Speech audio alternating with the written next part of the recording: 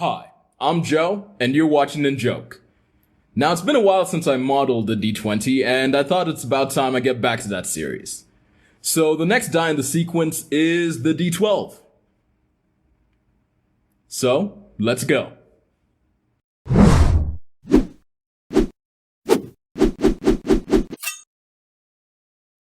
Okay, so to start off modeling, the audio might be a bit weird because the mic is to my side because I need a clean view of my screen, but apart from that, I'll try to get the audio as stable as possible. So starting off with our D12, just gonna exit the splash screen. To make our D12, we need to make a dodecahedron. A dodecahedron is an equilateral 12-sided 3-dimensional shape. Now, it's not as easy as the D20 because the D20 we just took an isocohedron and reduced the number of faces it had. It wasn't an isocohedron we took. We took a isosphere and turned it into an isocohedron. Man, these names are long. I keep saying that. Either way, that won't work this time. So what we're gonna do, make sure your cursor's in the center. We're gonna use the cursor a lot this time.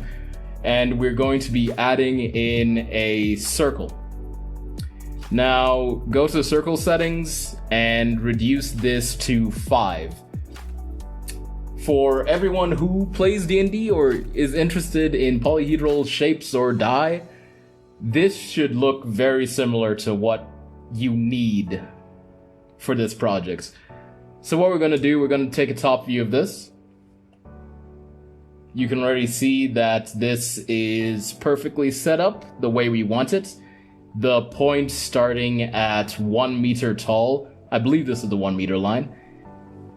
The point hitting the 1 meter line from 0, making this 1 point, I got the numbers right here, 1.81 meters tall. The 0.81 is going to be important very soon. So with this, go into edit mode and fill in the face. Now the question comes, how do we get the rest of it? This is just a 2-dimensional hexagon. Well, it's actually going to be quite easy. Barely an inconvenience. Love that series. You're going to duplicate this, and you're going to flip it in my notes, I was going to flip it 180. It occurs to me that will mess with the face orientation. So we're going to fix the face orientation immediately after we flip this. So we're going to flip it R, X. I don't see the X lighting up. Did I fail somehow? Okay, face select, L, R, X, there we go, 180. Then we want to position it on this bottom part of the pentagon. So what we're going to do is use the move controls. First of all, just move it outside overlapping areas of the pentagon. And we're going to use the magnet tool, magnet to edge. And now if we move it closer, we can just snap it to that edge. Perfect. Now, fixing the orientation. I didn't have it in my notes, but it's going to be easy as soon as I can see the orientation. I always forget where that option is. I always think it's there. Why is it never there? I'm probably passing over it so many times. Anyone watching this is probably yelling at me, it's here, it's here, it's here. Face orientation. Yep, I was right. Okay, so take this. We're going to flip its normal. So space, flip, normal. So Alt N if you wanted the shortcut. I don't remember the shortcut ever. Sorry about that. I had to cough a bit. Probably gonna cut it out. Okay, now the orientation is flipped, we're going to move the cursor. Remember, the cursor is very important. Using the view controls, we're going to move the cursor to, that's rotation, we're going to move it to 0.81. Remember, I told you 0.81 was going to be important. Now, we want to move it 0.81 down from the 0 point, so we're going to put a negative right in front of that. There we go. So you might be wondering, why are we doing this? Or you might already be ahead of me, and you know why we're doing this. We're doing this so we can actually rotate this face into the proper orientation. Ooh. But you know what? I forgot a step. Sorry. We're not going to need it at 0.81 just yet. I got ahead of myself, like you smart people got ahead of me. So we're going to Shift C yet again. Let's center that. We want 5 more faces. So top view, we're going to duplicate the pentagon we have here.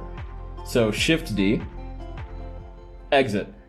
From this point on, we're mostly going to be dealing with rotation and transformations around the cursor.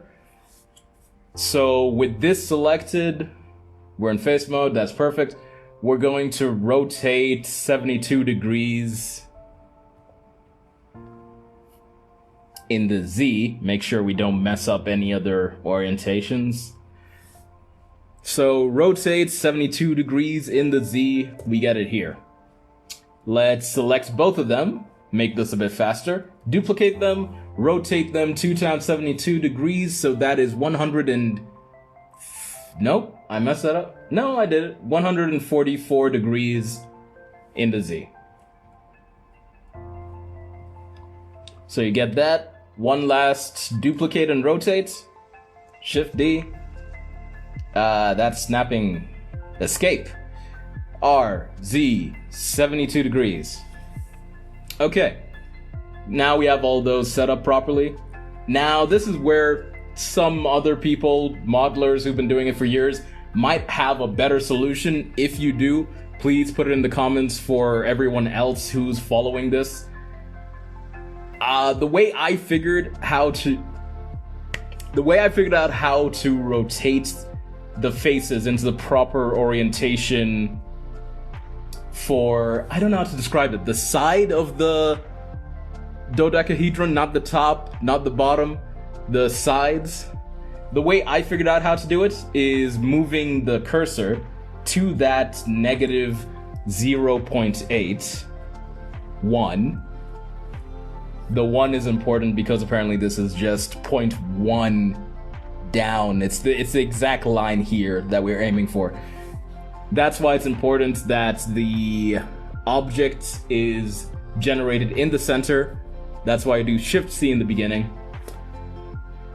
So the way I figured out how to rotate this, let me get back on topic, is I select this, I have the cursor as the fulcrum point when I'm rotating.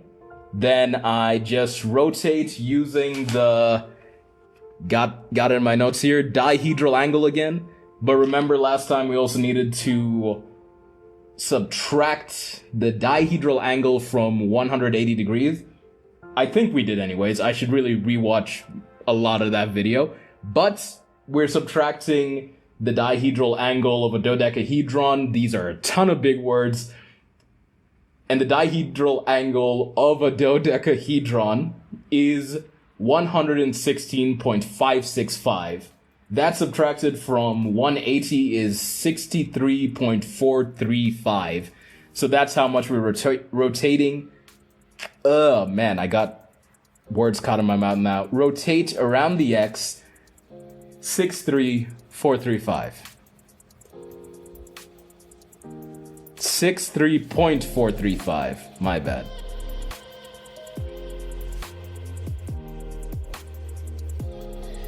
Okay.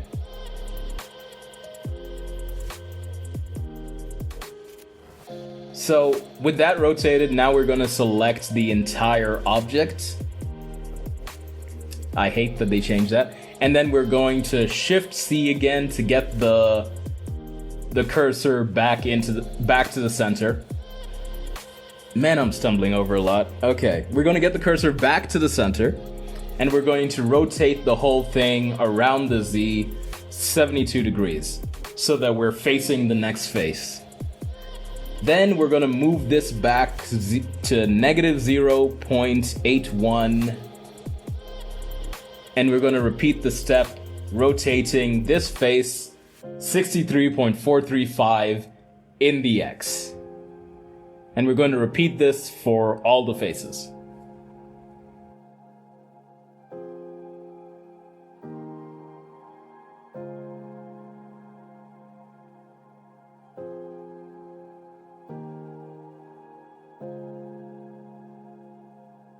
Okay, so yet again, if there's anyone smarter out there who could figure out an easier way of doing that, I'd appreciate it, and I'd appreciate if you comment below for everyone else.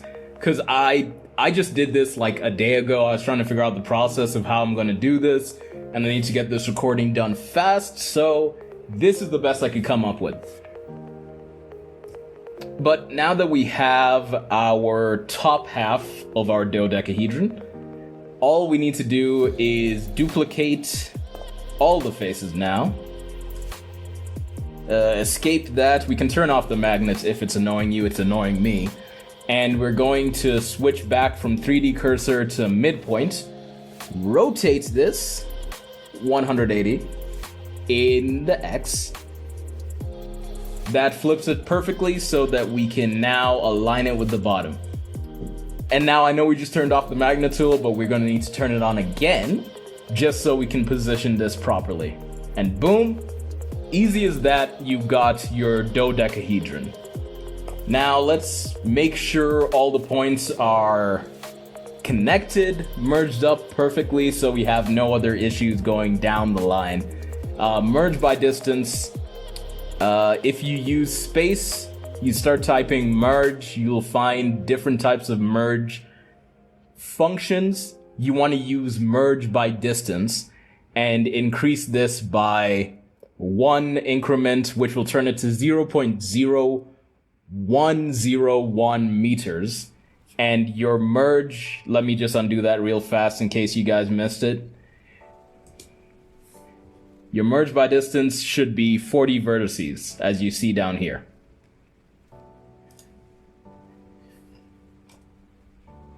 Okay, with that, we can select everything and... Actually, no, we need to go outside to do this one. It's move geometry to origin. That way, our die is now centered on the origin. We have our dodecahedron.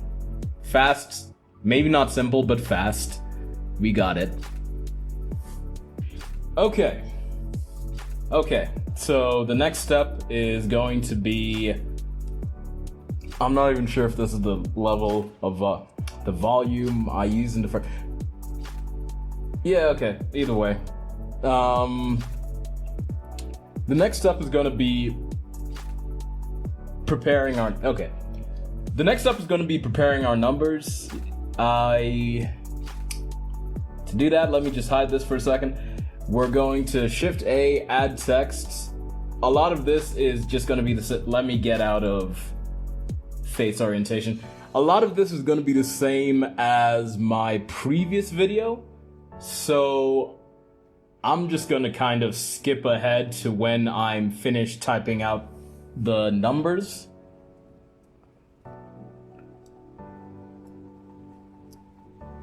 Okay, so quick rundown. I go to text, font, I select a font. The last font I picked was Comic Sans Bold. I'm gonna do that again. Okay, Comic Sans Bold. Then we're gonna type numbers 1 through 12. Remember, on the 6 and 9, add a period and space, continue on, space between all the numbers. Okay, so just the 12 numbers. Then we go into Object.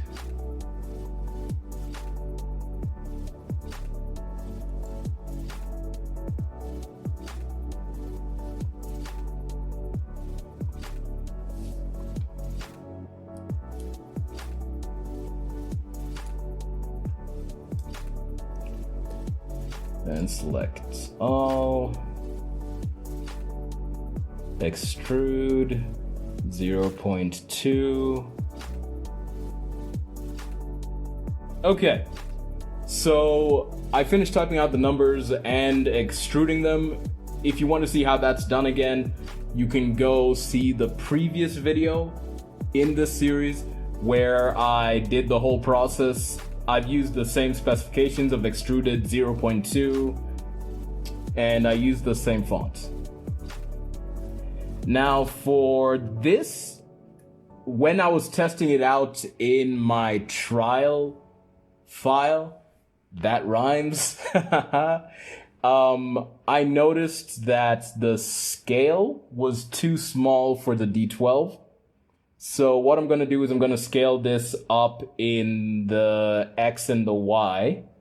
I'm not sure if I want it to be deeper than that.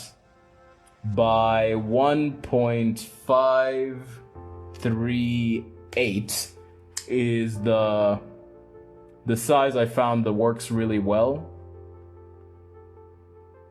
And I'm just going to bring back our die over here. And, well, actually first let me separate the numbers. So we have, you just press L to select the island and then P to separate the selection. So text 1, no, actually that's perfectly numbered. I'm just going to leave them like that. P, selection. I'll be back when I'm done with this. Remember when you do the 6, select the dot and the 6, or the period and the 6. Same with the 9 as with the 6. Select the 9 and the dot, then separate. The 10s, you also have to do the separate numbers, select them as an island, separate.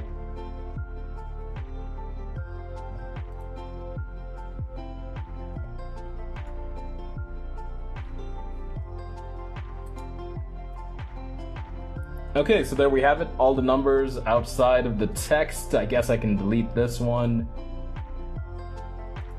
And now we have 1 to 12. So starting with, don't know if this works. I don't think it does. Give me a sec. This, invisible. Nope, it doesn't.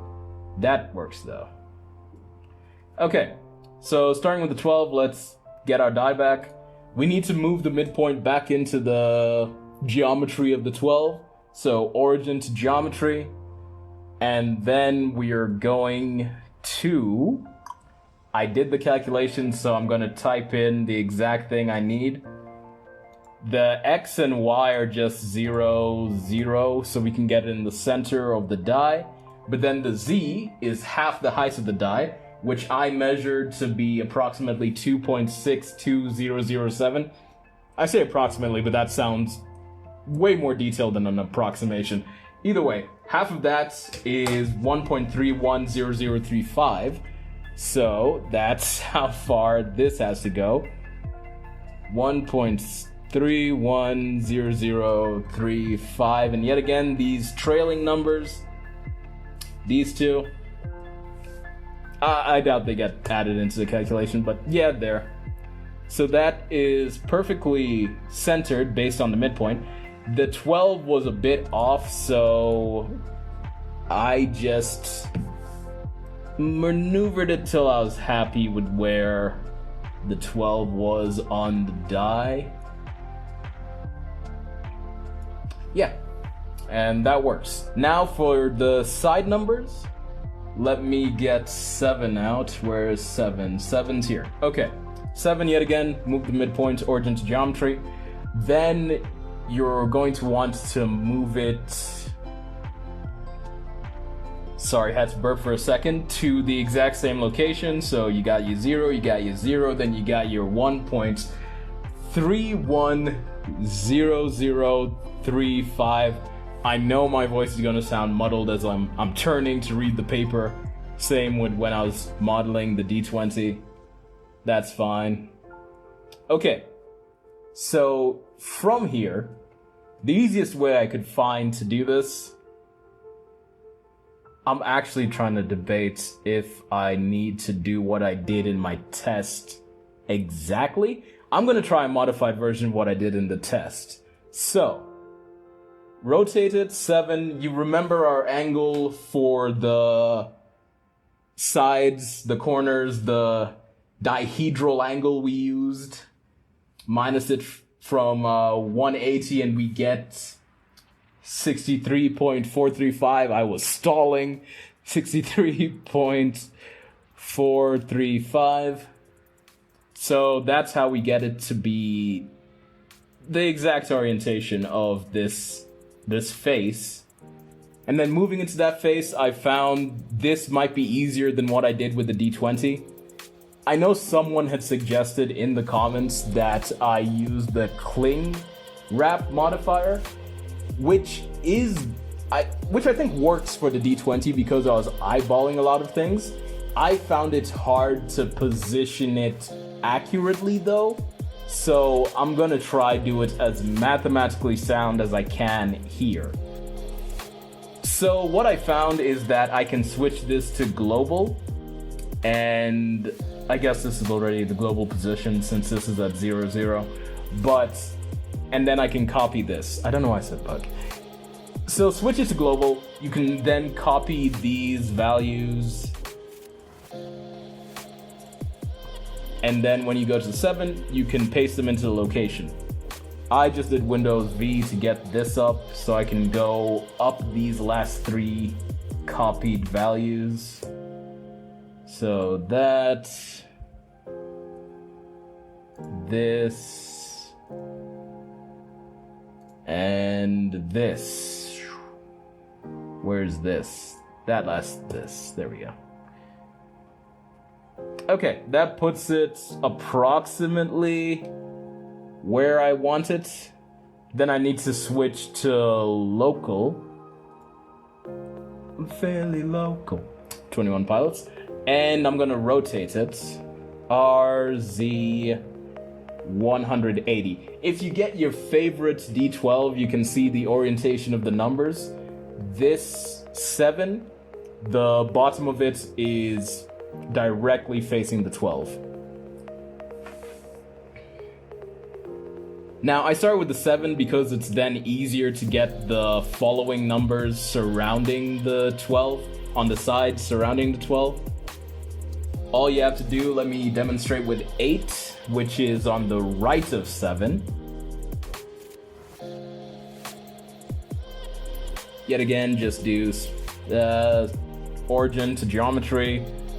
Then we're going to set its transforms to be the exact same as the 7. So let's copy the location first.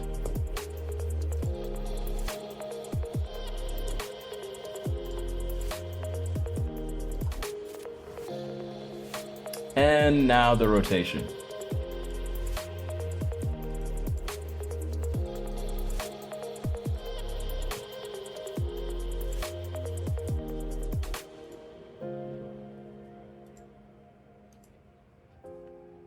I hope I'm doing this right. I think it's right. Okay, then that's the final rotation. There. Well, yeah, the X rotation is one. It's the dihedral angle is the rotation for the X.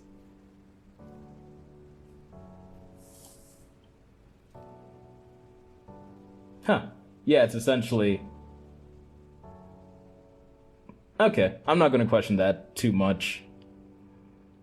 Because when I tried messing around with any of the rotation values, I just messed up somehow.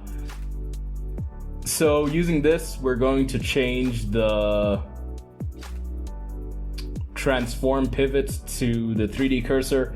Make sure the 3D cursor is in the center. We're going to switch... we're going to... Foot in my mouth, I swear. We're going to switch back to global. And then we're going to rotate this 8 72 degrees in the X. Okay. Then we can switch back to its midpoint and local to rotate it appropriately. So its base, if you're looking at your D12, you can see what I'm seeing. The base of the 8 on the D12 is facing the 7. So we're gonna rotate it in the Z. I believe it's negative 72 because we're going anti-clockwise. Nope, I was wrong. It is positive 72. Huh, that's just weird. Okay. So that the 8 is positioned, I think, well, in my opinion. I don't know what your opinion is, but I think that should be fine.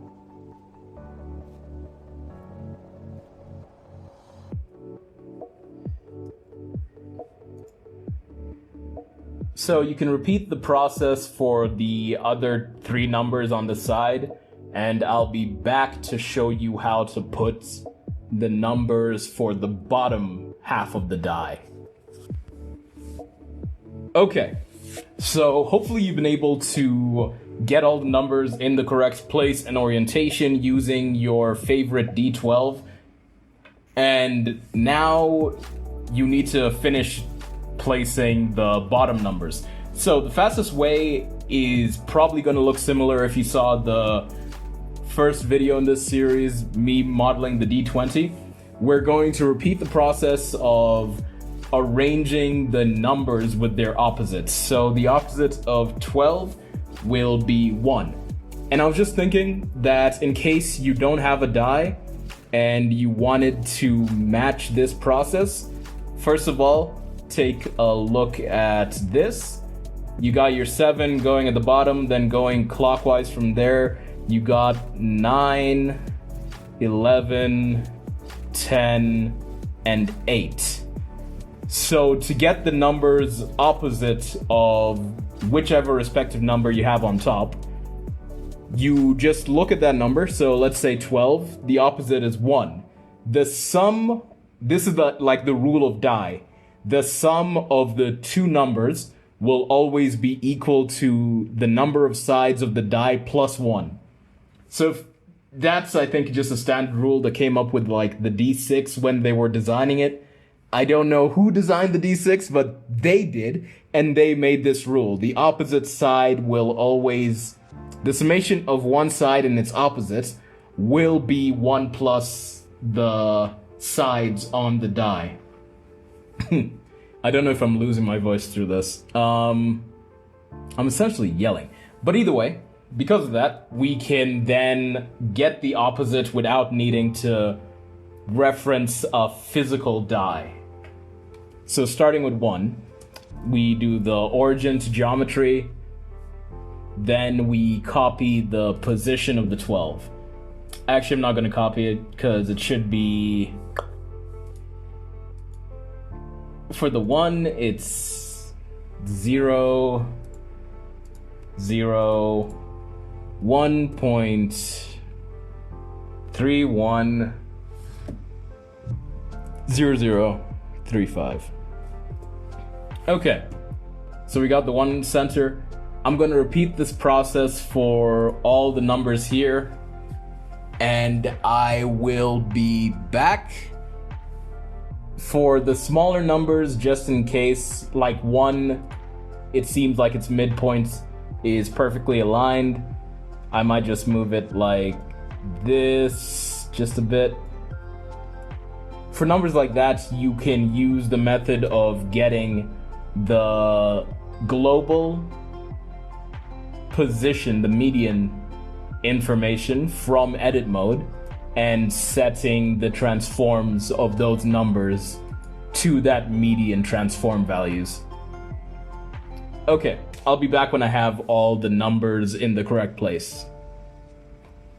Okay, this is post video Joe, I guess it is. I keep giving myself different names when I have to edit something. So I made a mistake when I said these could be rotated. The lower numbers could be rotated around. That just puts them in the wrong position. So I went back in and tried a few things, and this seems like the fastest and easiest way. So what you're gonna do is make sure everything is centered. You have your numbers placed on top of their opposing number, and set the transform orientation to local and the transform pivot to 3D cursor, making sure your 3D cursor is in the center. Now, I wasn't exactly 100% wrong. The 6 did end up in the correct place, so I was wondering why that was. When you look at the local, you can see that the X is actually the same as the global X. So it got me thinking maybe I just need to rotate them on their local X's, and I was absolutely correct. So I'm gonna do it with this 5 over here. So you just have to hit R, X, and 180, and it will be in the correct position this time. Sorry for the issue. Once you've done that process series of functions once, you can repeat it on the next number. So like the 6 over here, all I have to do is hit Shift R and it will rotate to the other side. So I'll do that with all the numbers, and that's just the quick edits that I had to make. Back to the normally scheduled video. 6, 7, yeah, okay. There you go. So rotates in the X 180 and then rotates in the Z -72, and you should be good. If you think my screen is lagging, it's because it is, and I'm going to stop the recording. The only other thing I'm going to do is wow, that doesn't sound grammatically correct. The only other thing I'm going to do is, yeah, let me just do it right now so you can see. So the final step in this whole thing, I'm going to duplicate this. I'm just killing this machine. Escape. Please, Blender, stay with me. I think there are just too many objects. It's dealing with too many things. Okay. With your base object, I made a copy because I'm going to make multiple versions of this die. Actually, just 2 versions of this die. One with beveled edges and one without. For a better look at what I'm about to do, you can check out the previous video where I did these exact same steps. You're going to go to the modifiers, you're going to add one. I don't know why they changed this. You're going to add the Boolean modifier. And you're going to, I think last time I grouped all the numbers. Let me just group them again.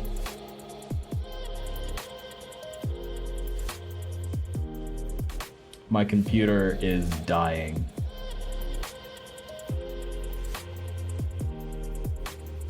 Is it new group? Collection.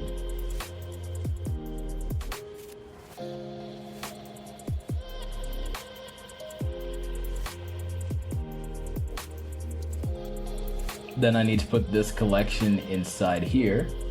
Perfect. Put the numbers in the collection.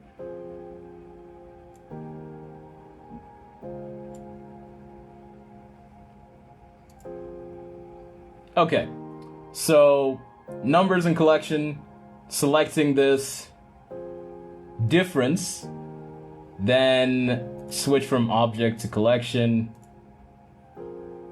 collection 2, let the computer process it or crash. I don't know which it's going to do. If it crashes, I need like a second slate.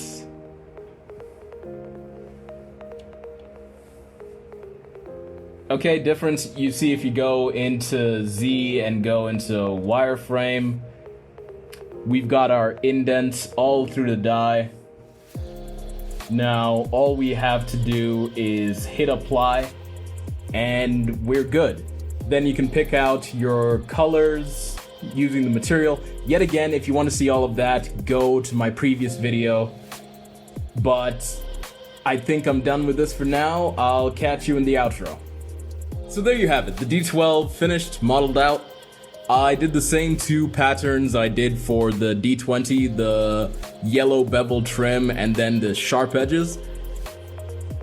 If you want to view this model, it will eventually be on my Sketchfab, and if you want to purchase it, it will eventually be on my CGTrader.